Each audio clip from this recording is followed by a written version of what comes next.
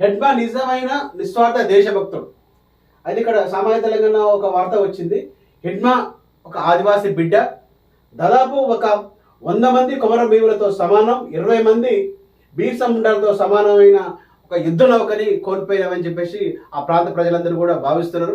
నిజానికి హెడ్మా అంటే ఛత్తీస్గఢ్లోని అత్యంత నిరుపేద కుటుంబం, గిరిజన ఊరది. దాంట్లో దాదాపు 50% ఆ ఊరు మొత్తం ఖాళీ చేసి ఇంటికి తాళాలు ఉన్నాయి. మరి అంత నిస్వార్థంగా పనిచేసిన హెడ్మా మరి ఈ విధంగా పట్టుకొని చంపడం అనేది చాలా దుర్మార్గం. కాకపోతే ఏంటంటే ఇక్కడ ఒకటే విషయం, ఎందుకంటే మొదటి నుంచి కూడా చంద్రబాబు నాయుడు వీరి మీద, విప్లవకారుల మీద, మావోయిస్టుల మీద ఉక్కుపాదం మోపుతాడు. అది సరే, వాళ్ళ సమస్యలు ఏంది, ఎందుకు పోరాటం చేస్తున్నారు, ఎందుకు అడవులలో వాళ్ళు ఉండి వాళ్ళ జీవితాలు పనంగా పెడుతున్నారు అనేది దాన్ని గమనించకుండా వాళ్ళు ఉక్కుపాదం మోపి వాళ్ళని అంచి చేసి చంపేస్తున్నారు. అంటే దీనికి కేంద్ర ప్రభుత్వం కూడా వత్తాసు పలుకుతూ, కేంద్ర ప్రభుత్వం నిరంకుశమైన వైఖరితో ఈరోజు హెడ్మా లాంటి మేధావుల్ని మనం వాళ్ళు పొట్టన పెట్టుకున్నారు. ఇది కరెక్ట్ కాదు.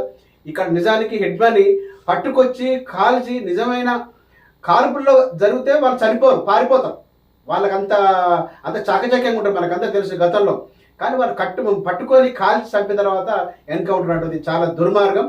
నిజానికి అంటే మన కొంతమంది మేధావుల వర్గం కూడా వాళ్ళు ఒకటే చెప్తున్నారు, వాళ్ళు లొంగిపోవడానికి ఇక్కడికి వచ్చారు. ఛత్తీస్గఢ్ నుంచి తెలుగు రాష్ట్రాల్లో, తెలంగాణ కానీ ఆంధ్రప్రదేశ్ లొంగిపోవడానికి ఇక్కడికి వచ్చారని చెప్పేసి కూడా డేట్ లైన్ కూడా ఒక 28వ తారీఖు కూడా చెప్పారు. ఈలోపే వాళ్ళు పట్టుకొని చంపడం అనేది చాలా హేమైన, నీచమైన చర్య. హెడ్మా అంటే చాలా చిన్న వయసులో, దాదాపు 10-11 సంవత్సరాల వయసులో ఆయన మరి మావోయిస్టులకు వెళ్ళి ఈ రోజు వరకు కూడా పోరాటంలో ఉండి మరి తన జీవితాన్ని కూడా మరి కోల్పోవడం జరిగింది. ఇక్కడ మనం క్లియర్గా వీళ్ళు సామాజిక తెలంగాణ పత్రికలో క్లియర్గా రాశారు, ఒక విప్లవ వీరుని చరిత్ర ఏ విధంగా ఉంటుందో ఆ విధంగానే ఈ హెడ్మా చరిత్ర ఉన్నది. నిన్న కొన్ని మీడియా సంస్థలు కూడా డైరెక్ట్ లైవ్ టెలికాస్ట్ చేసినాయి. ఆయన ఇల్లు కానీ, వాళ్ళమ్మ మంజుని కానీ వీళ్ళందరూ కూడా చేసి చూస్తుంటే ఎవరు కూడా కన్నీటి పర్యం ఆగుతలేదు. అంటే అంత బీద కుటుంబం అంటే ఇప్పుడు ఇంకా గుడిసెలలో ఈ నాగరికత ఇంత 20వ శతాబ్దం 30వ శతాబ్దం అనుకున్న క్రమంలో కూడా ఆ గుడిసెలకు ఇంకా వాళ్ళు ఎందుకు జీవిస్తున్నారు అంటే వాళ్ళకి ఎక్కడ స్వతంత్రం వచ్చింది? స్వతంత్రం కేవలం ఈ బడా పెట్టుబడిదారులకి, కార్పొరేట్ వ్యవస్థలకే స్వతంత్రం వచ్చింది. కానీ ఆ గిరిజనులకు వాళ్ళకి ఏమాత్రం స్వతంత్రం రాలేదు. దాని గురించి వాళ్ళు పోరాటం చేశారు. దాని గురించే ఈరోజు ఆయన అమరత్వం పొందిందని చెప్పవచ్చు. ఇంకో వార్త చూసినట్టయితే, ఫార్మా ఈ కార్ రేసింగ్ కేసులో కేటీఆర్ పై విచారణకు గవర్నర్ అనుమతి. ఈ కార్ రేసింగ్ కేసులో కేటీఆర్ ప్రాసిక్యూషన్ కు గవర్నర్ అనుమతి ఇచ్చారు. ఆయన ఏసీబీ విచారించేందుకు అనుమతులు మంజూరు చేశారు. ఇప్పటికే ఫార్ములా ఈ కార్ రేసింగ్ లో 4 సార్లు ఏసీబీ విచారణకు కేటీఆర్ హాజరయ్యారు. అంటే దాదాపు 54 కోట్ల నిధులు దుర్వినియోగం కేసులో మరి ఈయనని ఏసీబీ వాళ్ళు కూడా ఇంతకుముందు విచారించారు. కాకపోతే దానికి ఆయన మీద ఛార్జ్ షీట్ వేయడానికి మరి గవర్నర్ అనుమతి అయితే తప్పకుండా తీసుకోవాలని చెప్పేసి మరి ఒకటి ఉన్నది. ఆ ప్రాసిక్యూషన్కి మరి గవర్నర్ కూడా అనుమతి ఇచ్చారు. ఈ దెబ్బతోనే కేటీఆర్ పని అవుట్ అని కూడా మరి విపక్షాలు చాలా సంతోషంగా ఉన్నాయి. ఎందుకంటే రాష్ట్రాన్ని 10 సంవత్సరాలు ఎక్కడ పడితే అక్కడ దోచుగా తిని మొత్తం అడ్డు అదుపు లేకుండా చేసిన దాంట్లో మరి కేటీఆరే.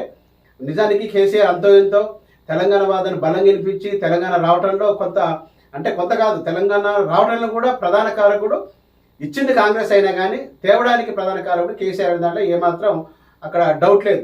కానీ దాన్ని అడ్డం పెట్టుకొని ఒక రాక్షసులాగా రాష్ట్రం మొత్తం సర్వనాశనం చేసిన కేటీఆర్ని మరి ఈ కార్ రేసులో మాత్రం తప్పకుండా అరెస్ట్ అవుతాడు.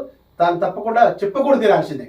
ఎందుకంటే ఇక్కడ మనం చూస్తున్నాం, ఎవ్వరికి కూడా ఆయన ఎలాంటి మేలు చేయలేదు.